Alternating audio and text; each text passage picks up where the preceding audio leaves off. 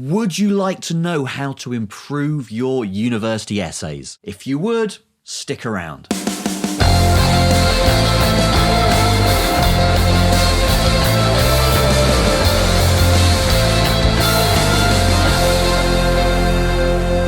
Hello everyone, welcome back to The Attic. My name's Mark Jago. I'm doing a series of videos on how to improve your university level essay writing. We're going to be covering writing, we're going to be covering structure, answering the question, all that kind of stuff. If it sounds good to you, make sure you subscribe to the channel, hit the bell icon to get updates. In this video, we are going to be looking at what I think of as the number one most important thing that you make sure you do when you're writing an essay. It's probably the line that I write the most when I'm giving comments on my students' essays. Answer the question. You see this in red pen in the comments all over essays. Make sure you answer the question. But what does that actually mean in practice?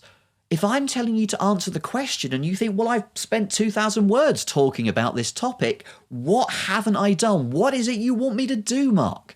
Okay, so let me talk you through what I mean when I'm saying, make sure you answer the question. So I'm going to pick an essay topic more or less at random. I'm going to pick it from a philosophy essay because that's what I know about, but I think this pretty much applies to whatever you're writing your essay on. Is time real? Or we could say, does time exist? So that's a straightforward question, and a straightforward question should have a straightforward answer, yes or no. So you should be saying either yes, time does exist, time is real, or no, time doesn't exist, time is unreal, time isn't real. Other answers you might think you can give to a question like that are maybe, or it depends. These aren't great answers to this kind of question, okay?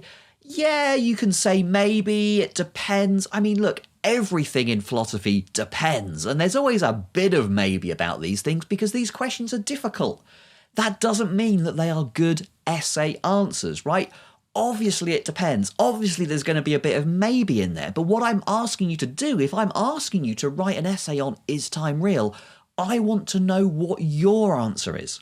And if you just tell me maybe, you haven't answered the question. If you tell me it depends, well, you haven't answered the question. At the very least, you would have to tell me pretty firmly what it depends on. If you really want to say it depends, a good way to do that is to say, yes, time exists, depending on this, or no, time doesn't exist, but depending on the outcome of this thing, which we haven't yet settled. That's fine. You can say that your final answer depends on some things that you were unable to fix in the essay, maybe the outcomes of science or whatever, but, you know, pushing too much to future knowledge, it doesn't really make for a good university level essay. Much better to give a nice firm argument with a clear conclusion, yep, time does exist for these reasons, or no, time doesn't exist for these reasons. Okay, obviously you can't just say, yes, time does exist, or no, time doesn't exist and be done with that. You can't just give me your opinion. What I want is an answer to the question with justification. Okay, so most of the essay is going to be explaining what the question means and giving your justification for your answer. The justification for the answer in a philosophical essay is going to be the most important bit of the essay. But the reason why I'm saying answer the question is super important is that it helps focus everything you write in the essay. Every part of your essay should be focused at how you get to that conclusion, yes or no at the end. You're clarifying terms, you're explaining what the question means, you're setting out arguments, you're discussing the arguments, you're evaluating the arguments, you're saying on balance which arguments win. All of that to enable you to answer the question at the end, yes or no. You won't always be given a simple question with a simple yes-no answer. You might get a question or an essay title that goes a little bit more like this. Present and critically assess McTaggart's argument for the unreality of time. Okay, so that might be a pretty typical question if you're doing metaphysics, philosophy of time or whatever. Okay, it's not really a question, it's an instruction, but treat it as a question. It's basically saying, is McTaggart's argument any good? Okay, if you're being told to critically assess, we want to know, does this argument work? yes or no. So yes, you have to present McTaggart's argument, you have to critically discuss it by picking all the bits of it apart and talking about the different premises and whether they lead to the conclusion. But the main thing you're trying to do, the reason why you're doing all of that, is so that you can sum up at the end by saying, yes, McTaggart's argument is good, or no, McTaggart's argument isn't successful, okay? So treat that instruction, present and critically assess, as a question. Is this argument any good? Is this argument successful? And your conclusion should be a firm yes or no. Okay, a different kind of question you might get is something very general like this.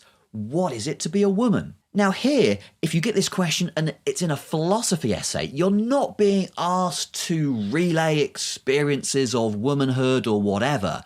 You're being asked for an analysis of womanhood, what it is to be a woman. So the form an answer might take would be something like this. To be a woman is to be a human being who ... Okay, and then fill in the dot with a particular answer. So typically what you will do in answering a question like that is you will present one or two or maybe more different analyses of what it is to be a woman, different ways of filling in the ... And then you will do the kind of thing that we talked about with McTaggart's argument. You'll say, is this analysis successful? Yes or no? So here you might break down this essay question into different parts. You might say, okay, is this theory of what it is to be a woman successful? Is this one? Is this one?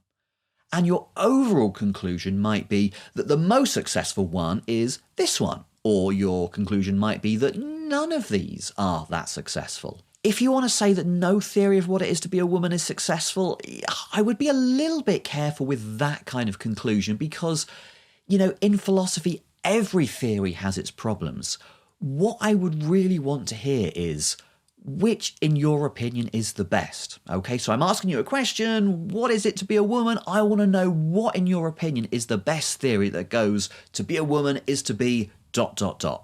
So you might come to that conclusion by discussing 2 or 3 different accounts. For each one you say, is this one successful, yes or no? And then you come up with an evaluation of which out of those is the most successful. So within the same topic area, another kind of question might be, present and critically assess Sally Haslanger's ameliorative analysis of gender. So Haslanger's idea there is that to be a woman is to be someone who is socially subordinated due to their real or perceived or imagined role in reproduction. Okay, so if that's your question, it's very much like the question on McTaggart. It's basically saying, is this analysis, is Haslanger's analysis successful or not? Yes or no? So if that's your essay question, your essay instruction, you're going to answer the question by first describing, setting out Haslanger's view, explaining what it means, and then